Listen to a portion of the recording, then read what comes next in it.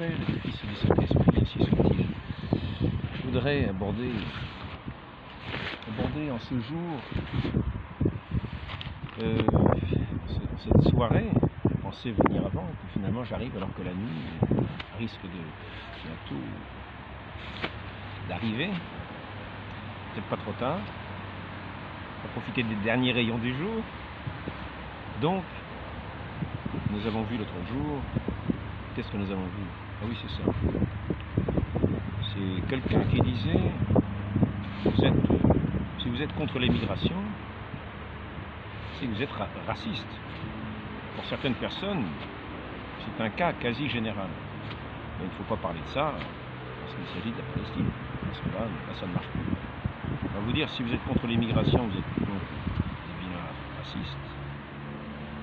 Par contre, Palestine, pas qu'il y ait non plus trop d'immigration israélienne.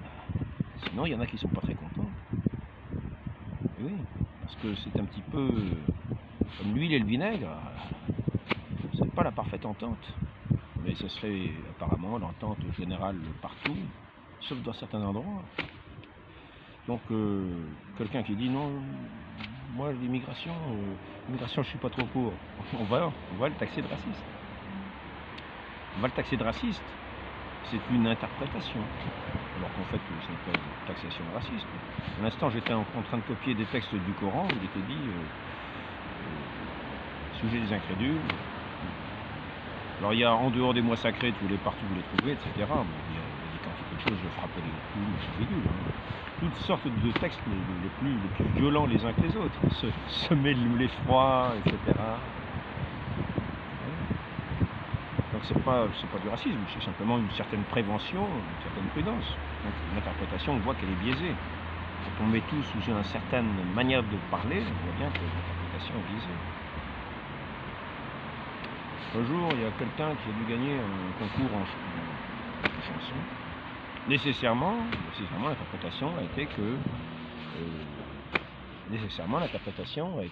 la personne qui a été déclarée vainqueur de ce concours a gagné parce qu'elle était blanche. Donc on a accusé de racisme, on a accusé le jury de racisme. Et ce faisant, il y avait un flot de haine contre tout ce qui était blanc. Je ne sais pas comment ça s'appelle. Donc, c'était une interprétation, parce que normalement dans le concours de chant, si un concours de chant, on essaie de mettre le premier, celui qui chante le mieux en premier, celui qui chante le mieux, qui fait le meilleur spectacle, on n'en sait rien, je ne sais pas comment ça marche. Mais on voit bien qu'il y a des interprétations qui vont biaiser nos regards. Et dans le domaine de la foi, le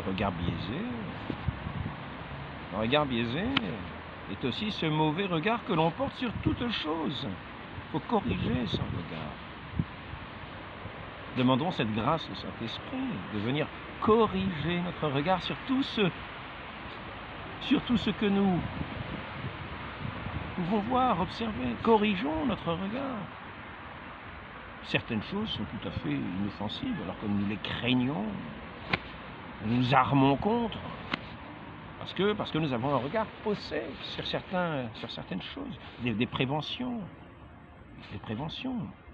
Et ceci dit, nous avons une attitude qui peut changer, qui peut devenir méfiante. Parce que nous avons un mauvais regard. Commençons déjà à avoir un bon regard sur notre Dieu. Un bon regard sur notre Dieu. Commençons à recevoir déjà cette lumière qu'il nous donne afin de contempler toutes choses. Et de le regarder, de le contempler dans sa lumière. Cette lumière et du Saint-Esprit, dans cette lumière, celui qui est la vérité, et qui vient nous apprendre à regarder l'humanité selon le regard de Dieu, selon ce regard de l'amour et de la vérité. Essayons de poser notre voile noir, notre voile avec une certaine opacité, parce que s'il était noir, on serait carrément aveugle devant nos yeux. C'est vrai que c'est un aveuglement. Lorsque nous ne voyons pas les choses comme elles sont, d'une certaine manière, c'est un aveuglement.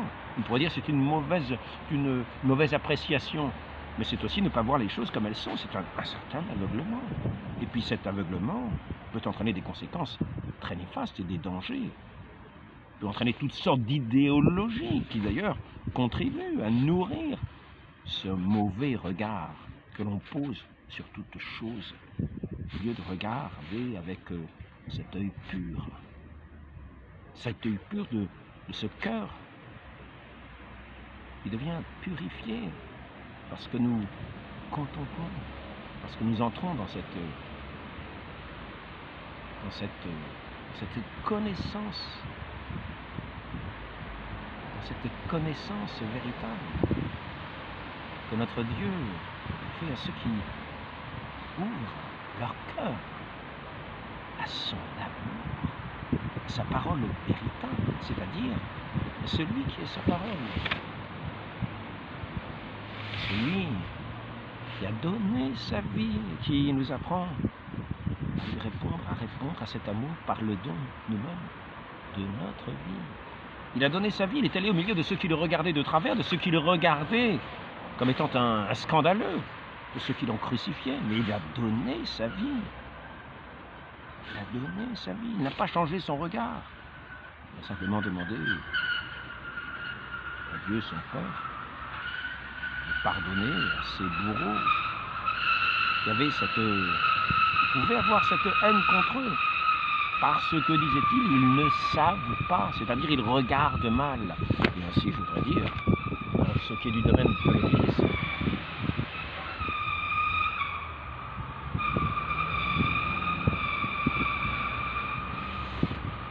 dans ce qui est du domaine de l'Église, nous venons bien d'assister à un rallye sur le pont Saint-Hélier, une voiture qui fait un virage, le crispement de pneus, peut-être pas bien vu la route, on l'entend encore, peut-être un demi-tour. Donc, du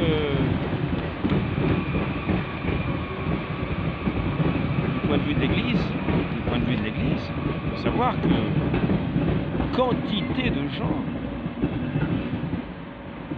par manque de foi, sont incapables de poser le regard qu'il faut sur l'Église, sur ses enseignements, de s'abandonner à Dieu dans cette confiance dans la parole de l'Église. S'abandonner à Dieu en s'abandonnant à celle que notre Seigneur a instituée. Cette Église sainte qui est son corps.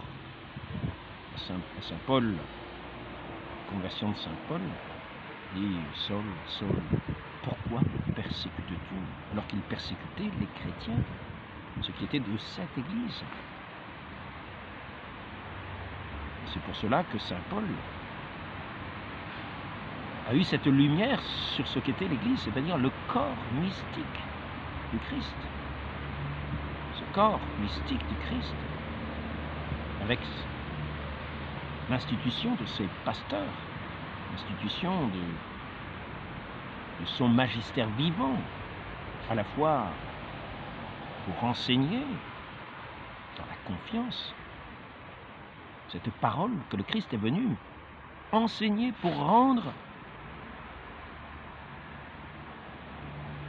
nos regards, pour donner à nos regards cette juste perspective sur le monde, sur notre Dieu, sur notre prochain, sur les rapports que nous devons avoir, pour remplir notre cœur de sa vie, car il vient habiter en nos cœurs lorsque nous lui faisons confiance, lorsque nous nous ouvrons à lui dans la confiance. Et nous nous ouvrons à lui dans la confiance lorsque nous recevons ce qu'il nous donne dans la confiance, c'est-à-dire son Église, dans laquelle il nous fait un commandement d'entrer. Ceux qui croiront et seront baptisés seront sauvés.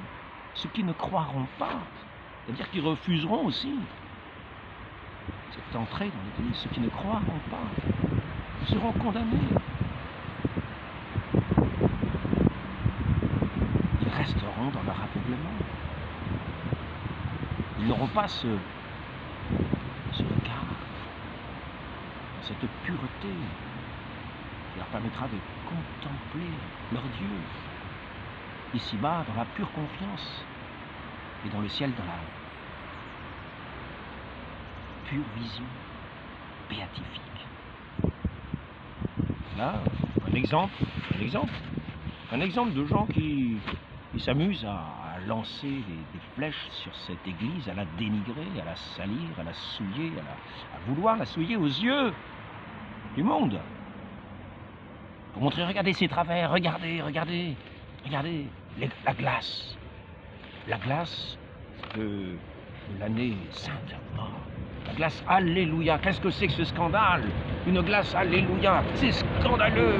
Et oui, portons un mauvais regard sur l'église et nous ajoutons ce que nous pouvons ajouter de mauvaises paroles, c'est-à-dire de malédictions lancées pour salir, pour obscurcir la vue de ceux qui nous écoutent sur l'église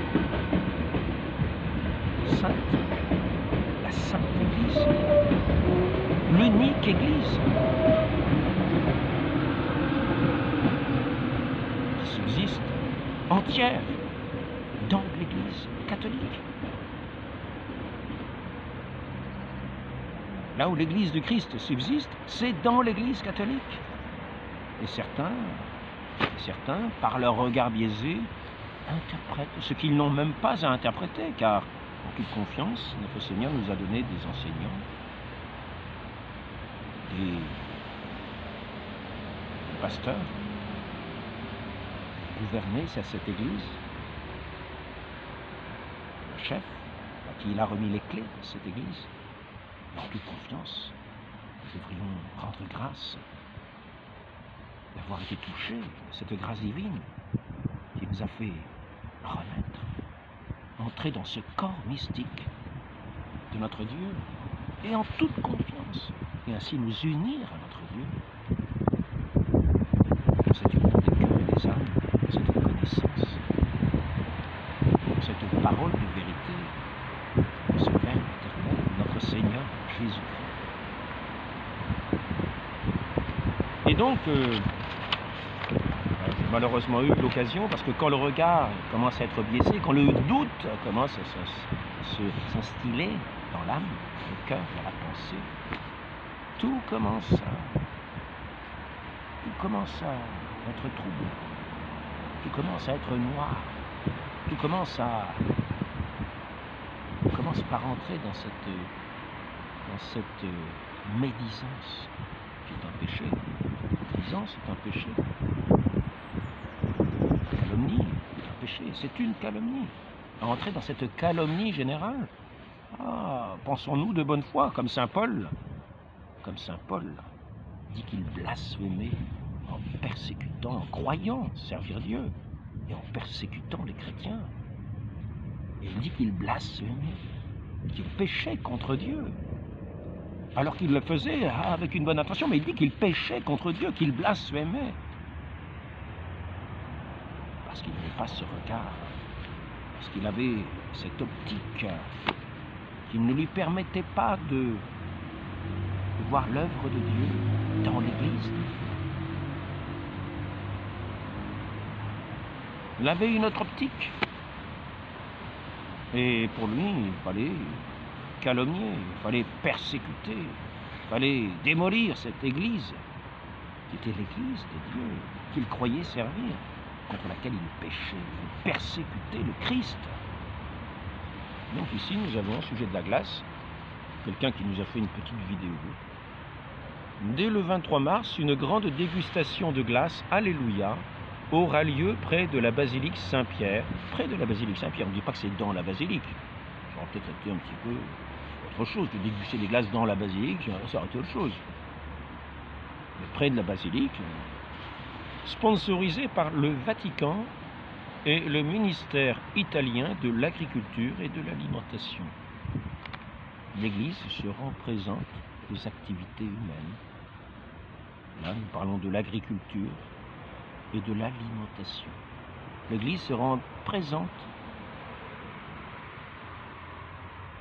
aux activités des hommes et à la fois les soutenir ces activités, soutenir les hommes dans leur labeur, et à la fois apporter ce réconfort même d'une, peut-être, une présence qui paraît négligeable, minime, et même d'une parole, car il est bien question d'une glace. Alléluia, alléluia, alléluia. Tout le monde sait ce que cela veut dire. Ça veut dire le Christ est ressuscité. C'est un cri de joie.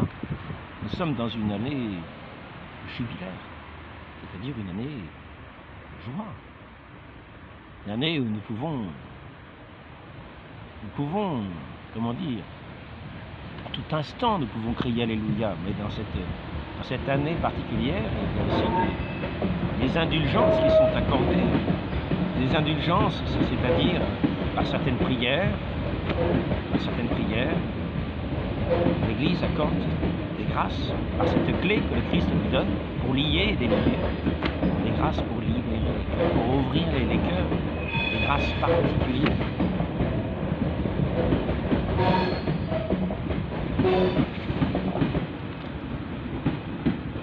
Et ici, dans ce jubilé, de 25 ans, avant c'était tous les 50 ans, tous les 25 ans, eh bien, de rappeler cette joie de l'Évangile.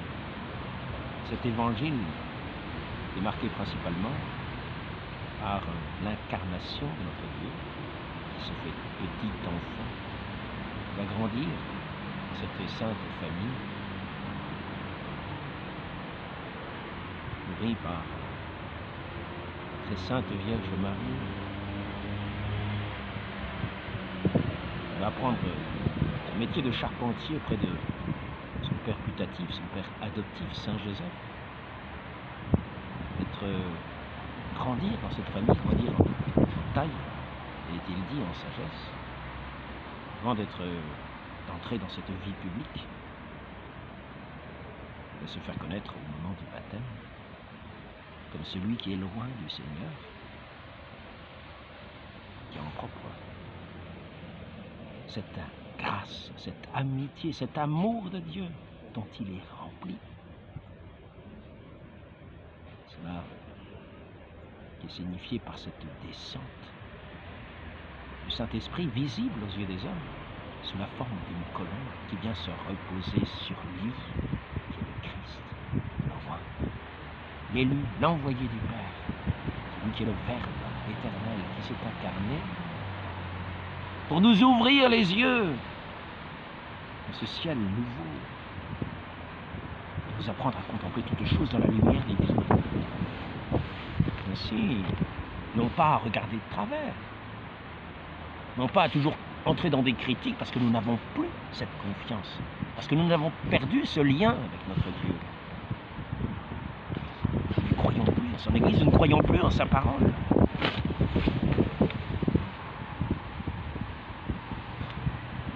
Donc, la manifestation sera accompagnée d'une collecte de fonds caritative pour les bonnes œuvres, pour opérer des bonnes œuvres. M'a envoyé, j'ai été nu, j'avais vêtu, j'avais faim, vous m'avez donné à manger, j'avais soif, vous m'avez donné à boire, etc. Toutes sortes de bonnes œuvres. Aussi, cette simple glace contribue à ces bonnes œuvres. Se rend présente, Dieu se rend par ses œuvres présent au milieu des hommes. C'est à cela aussi que l'on reconnaît le Christ, envoyé porter la bonne nouvelle aux pauvres. Cette bonne nouvelle qui se manifeste dans nos vies. J'étais malade, j'étais aveugle, j'étais mort. Spirituellement, nous avons vu Lazare était mort, déjà enterré depuis 4 jours. Donc un mort depuis 4 jours, déjà au tombeau, une odeur de putréfaction. Donc, un message de paix et d'hospitalité. Pourquoi pas? Pourquoi pas? Pourquoi pas? N'oublions pas que nous sommes très habitués à Pâques, à avoir des œufs au chocolat, des poissons au chocolat. Ça participe au lien des familles. C'est une joie simple, une confiance qui s'installe, qui donne cette joie par des menus plaisirs de ce monde. Pourquoi pas? Et cette glace n'est pas d'une autre manière, une manière de parler, de se rendre présent. Lorsque nous arrivons à Pâques, nous voyons, nous savons bien que ce sont les œufs de Pâques, les poissons de Pâques, nous savons bien que c'est l'époque de Pâques. Ici, l'Église se rend présente dans les différents moments de la vie, dans les différents moments d'une année. Là, nous sommes dans cette année sainte. Message de paix et d'hospitalité pour élaborer, alléluia, le fabricant de glace de toute l'Europe. Les fabricants de glace de toute l'Europe, c'est un projet qui concerne toute l'Europe, présenteront des créations inspirées du thème de l'année jubilaire, pèlerin de l'espérance. N'est-ce pas beau de faire participer ainsi tous ces fabricants de toute l'Europe à un projet en vue de manifester l'espérance des hommes par cette glace, alléluia.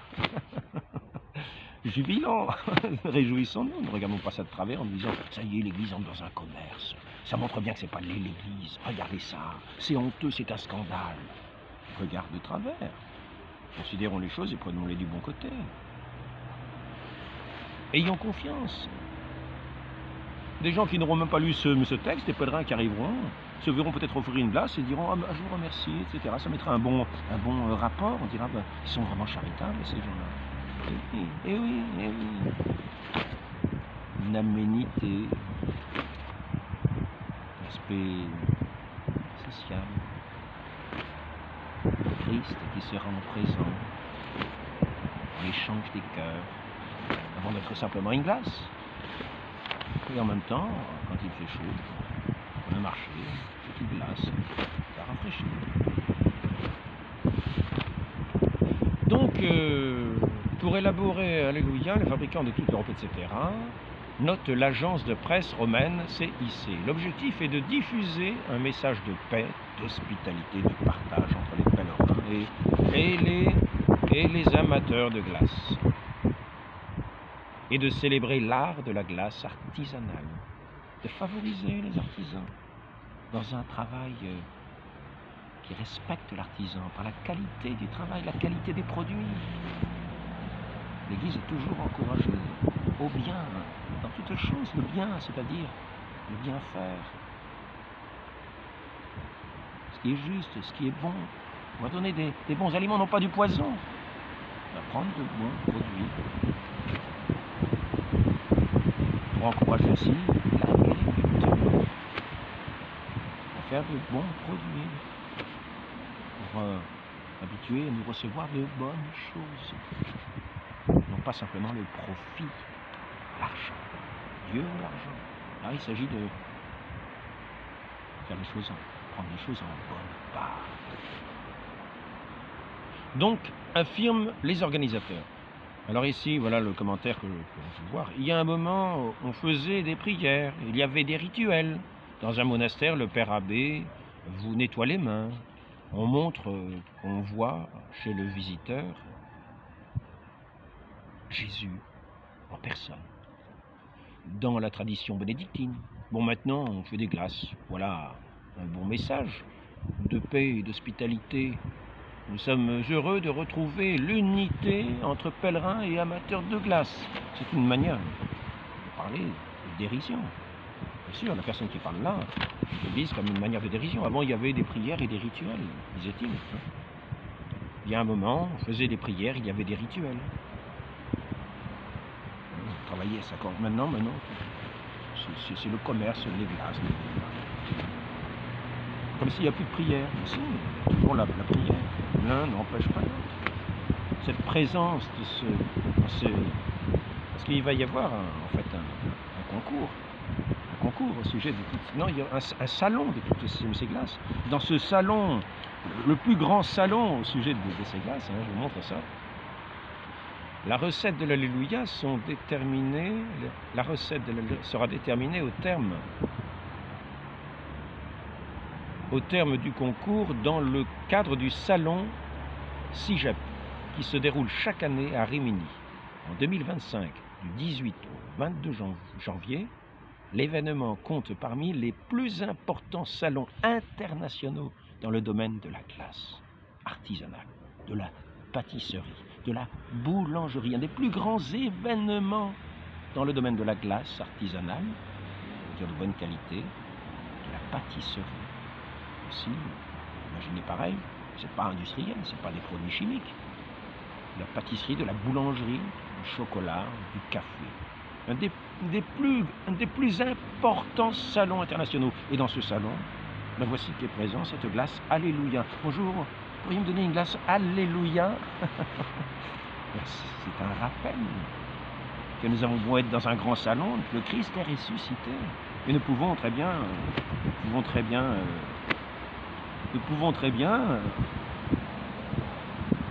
une bonne parole à cette occasion. C'est lui qui nous vend cette glace, pour ceux qui sont autour et qui l'entendent.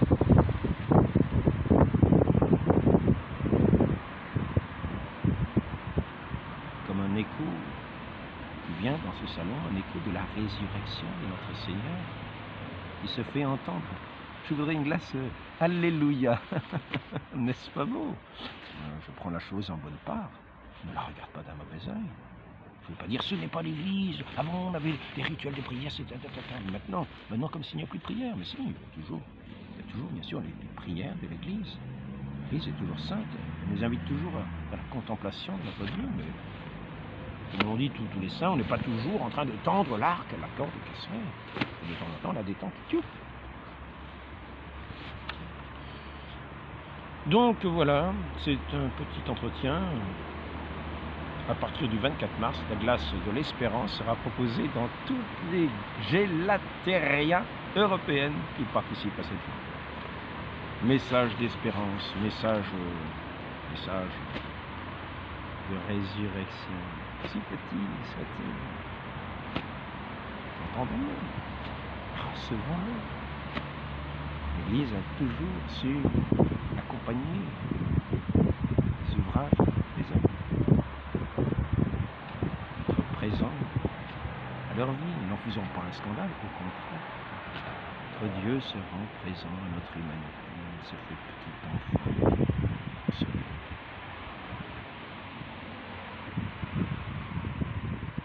Il se fait Emmanuel parmi nous. Ne méprisons pas, sachons l'écouter, prêtons-lui une bonne oreille.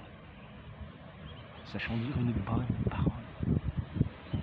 Sachons contempler la beauté de notre Dieu qui se manifeste dans les plus petites choses. Demandons cette grâce à la très sainte Vierge Marie. Ce regard dans la pureté nous entraîne à parler,